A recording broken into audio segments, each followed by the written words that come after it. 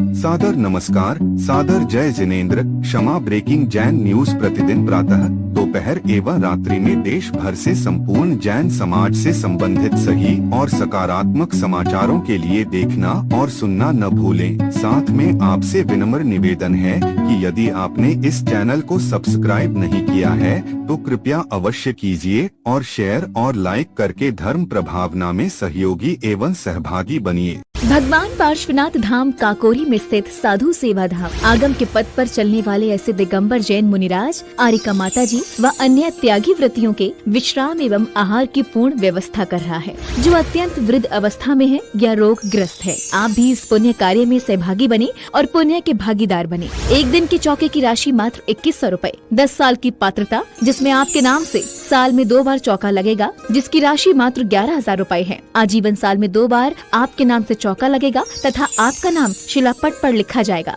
राशि मात्र 25,000 रूपए है। एक माह की पूजन राशि मात्र 3100 रूपए। दान जमा करने हेतु खाता विवरण Bhagwan Parshvanath Dham trust, bank of Baroda, Chowk branch, Lucknow. खाता संख्या 0645010029,154। IFSC code BARBO LUCKNO। संपर्क सूत्र 9452017984 700778395।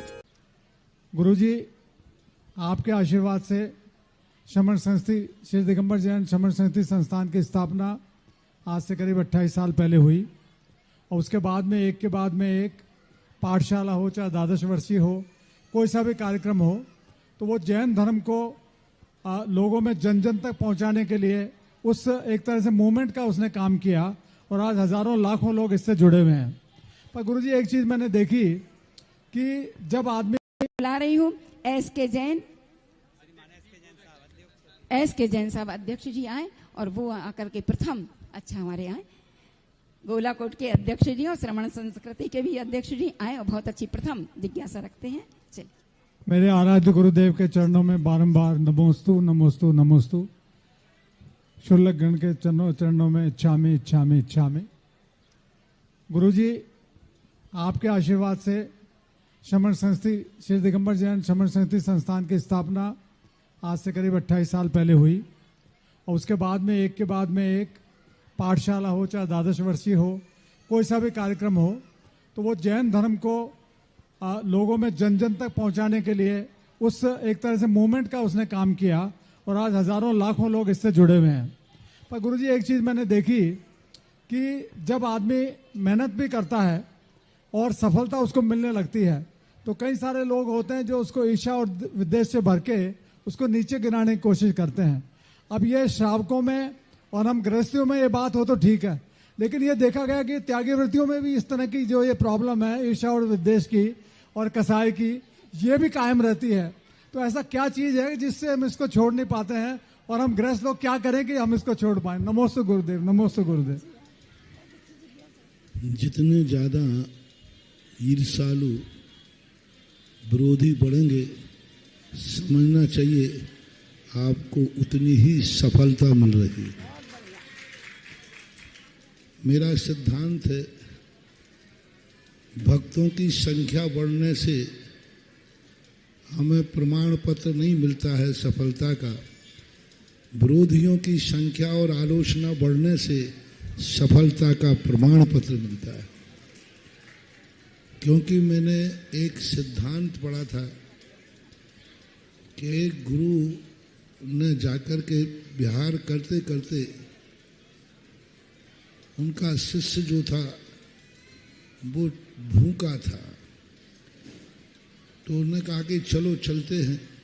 कहीं रास्ते में नीचे देखते हुए जा रहे थे, एकाएक एक पेड़ के नीचे वो नीचे देखते हुए रुके और अपने शिष्य से कहते हैं, शिष्य बस यहीं बैठो, तुम्हारे लिए यहीं पर फल मिलेंगे। तो शिष्य ने, गुरुदेव आपने तो ऊपर की तरफ देखा ही नहीं। बोलो, ऊपर देखने की जरूरत नहीं है, नीचे बड़े पड़े हुए पत्थर बता रहे हैं कि ये फल वाला वृक्ष है।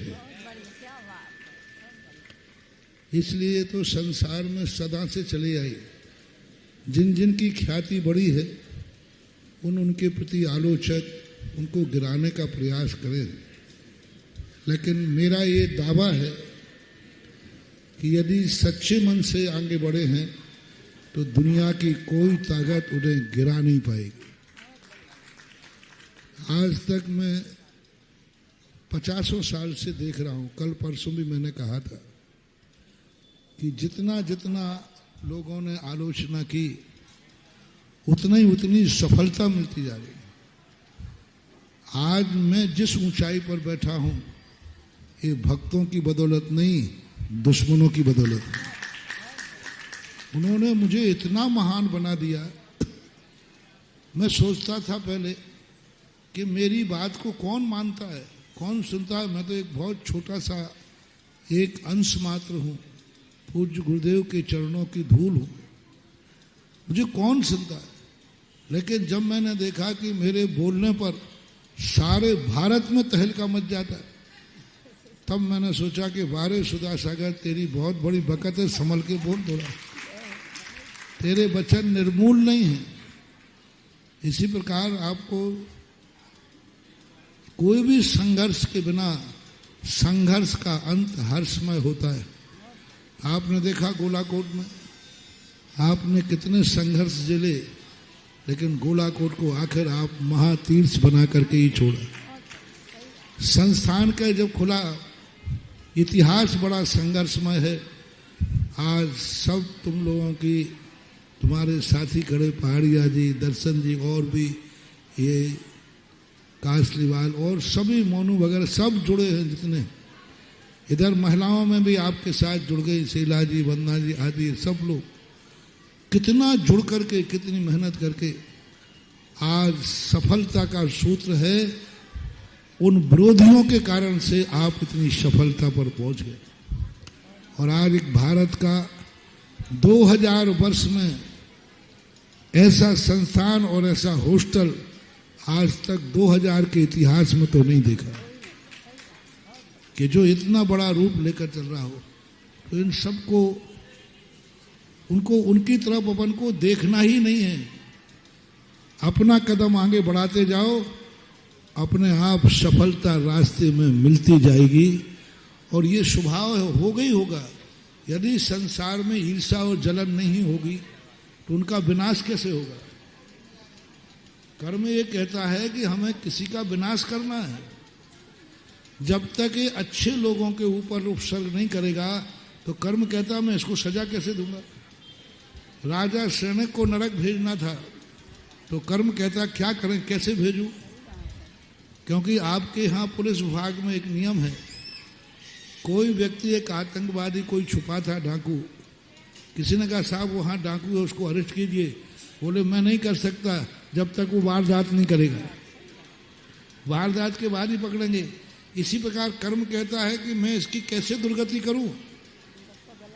तो कर्म ने कहा ये मुनिराज की निंदा करेगा, मुनिराज के गले में सांप डालेगा, पर उसी अपराध में मैं इसको नरक भेज दूंगा। तो ये जो जलन करने वाले दुश्मन लोग हैं ये कर्म करा रहा है, उनकी गलती नहीं है। कर्म को उनको दुर्गति भेजना है, इसलिए कर्म उनसे ऐसे कार्य कराता है, अन्यथा वे दुर्गति कैसे जाएंगे। क्योंकि दुर्गति की भी व्यवस्था बनना है कि वहां कोई नहीं पहुंचेगा तो फिर क्या करेंगे। इसलिए ईर्ष्या जलन विघ्न डालने वालों के लिए कर्म ने व्यवस्था बनाई कि आप लोग घबराओ मत, आप काम में लगे रहो। ये तो हमारी व्यवस्था है, जिनको नीचे भेजना पड़ता है उनको हम अच्छे लोगों की, अच्छे कार्यों की उनसे निंदा करवाता है। ये प्रकृति की व्यवस्था है। बहुत बढ़िया। जिनकी सोच में आत्मविश्वास की महक है, जिनकी सोच में आत्मविश्वास की महक है और जिनके इरादों में हौसलों की मिठास है, जिनके इरादों में हौसलों की मिठास है, जिनकी नियति में सच्चाई का स्वाद है, जिनकी नियति में सच्चाई का स्वाद है, इनकी पूरी जिंदगी महकता हुआ गुलाब है, इनकी पूरी जिंदगी महकता हुआ गुलाब है।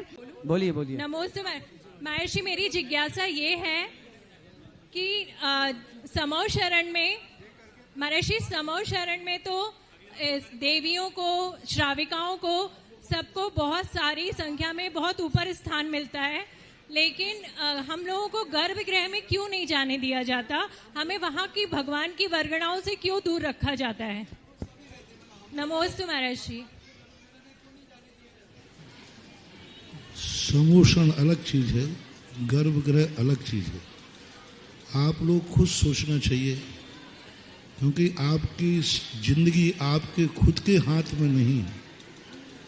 कई बार ऐसी परिस्थितियां आपको आ जाती हैं कि आप लोग प्रायश्चित लेने जब आते हैं तब पता चलता है कि आपकी जिंदगी, आपका शरीर आपके खुद कंट्रोल में नहीं है। यदि ऐसी अशुद्धि आदि कभी गर्भालय की स्थिति बनती है तो उसकी प्रतिष्ठा नष्ट हो जाती है। तो कुछ चीज़ें ऐसी हैं कि अपने निकट जाने से किसी आयतन का अतिशय कम होता है तो हमें दूर रह करके भी आप लोग पुण्य कमा सकते हैं, क्योंकि फिर छूट की कोई सीमा नहीं होती, फिर एक बड़ व्यवस्था बन जाती है।